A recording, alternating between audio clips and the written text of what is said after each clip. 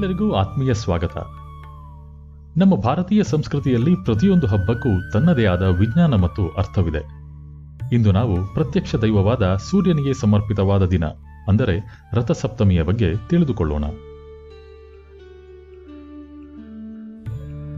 ಮಾಘ ಮಾಸದ ಶುಕ್ಲ ಪಕ್ಷದ ಸಪ್ತಮಿಯನ್ನೇ ನಾವು ರಥಸಪ್ತಮಿ ಎಂದು ಕರೆಯುತ್ತೇವೆ.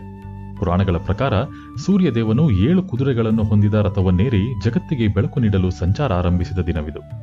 ಅದಕ್ಕಾಗಿಯೇ ಇದನ್ನು ಸೂರ್ಯ ಜಯಂತಿ ಎಂದು ಕರೆಯುತ್ತಾರೆ. ರೈತರಿಗೆ, ಪ್ರಕೃತಿ ಪ್ರೇಮಿಗಳಿಗೆ ಇದು ಹೊಸ ಚೈತನ್ಯದ ಕಾಲ. ಸೂರ್ಯ ನಮಸ್ಕಾರದಲ್ಲಿರುವ 12 ಆಸನಗಳು ನಮ್ಮ ದೇಹದ ಪ್ರತಿಯೊಂದು ಸ್ನಾಯುವನ್ನು ಬಲಪಡಿಸುತ್ತವೆ. ಇದು ಜೀರ್ಣಶಕ್ತಿ ಹೆಚ್ಚಿಸಲು ಮತ್ತು ಬೆನ್ನ ಮೂಳೆಯ ಸಾಮರ್ಥ್ಯವನ್ನು ಹೆಚ್ಚಿಸಲು ಸಹಕಾರಿಯಾಗಿದೆ. ಉಸಿರಾಟದ ಜೊತೆಗೆ ಮಾಡುವ ಈ ವ್ಯಾಯಾಮ ಮನಸ್ಸನ್ನು ಶಾಂತಗೊಳಿಸುತ್ತದೆ ಮತ್ತು ಏಕಾಗ್ರತೆಯನ್ನು ಹೆಚ್ಚಿಸುತ್ತದೆ. ಸೂರ್ಯನ ಎದುರು ನಿಂತು ಮಾಡುವ ನಮಸ್ಕಾರದಿಂದ ದೇಹಕ್ಕೆ ವಿಟಮಿನ್ ಡಿ ಲಭಿಸುತ್ತದೆ. ಇದು ಮೂಳೆಗಳ ಆರೋಗ್ಯ ಹಾಗೂ ಚರ್ಮದ ಕಾಂತಿಗೆ ಅತ್ಯಗತ್ಯ. ರಥಸಪ್ತಮಿಯಂದು ತಲೆ ಮತ್ತು ಭುಜದ ಮೇಲೆ ಎಕ್ಕದ ಎಲೆಗಳನ್ನು ಇಟ್ಟುಕೊಂಡು ಸ್ನಾನ ಮಾಡುವ ಪದ್ಧತಿ ಇದೆ. ಆಯುರ್ವೇದದ ಪ್ರಕಾರ ಎಕ್ಕದ ಎಲೆಗೆ ಔಷಧೀಯ ಗುಣಗಳಿವೆ.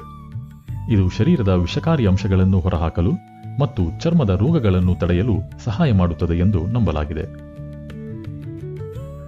ಗೆಳೆಯರೇ, ಸೂರ್ಯನು ಆರೋಗ್ಯಕಾರಕ.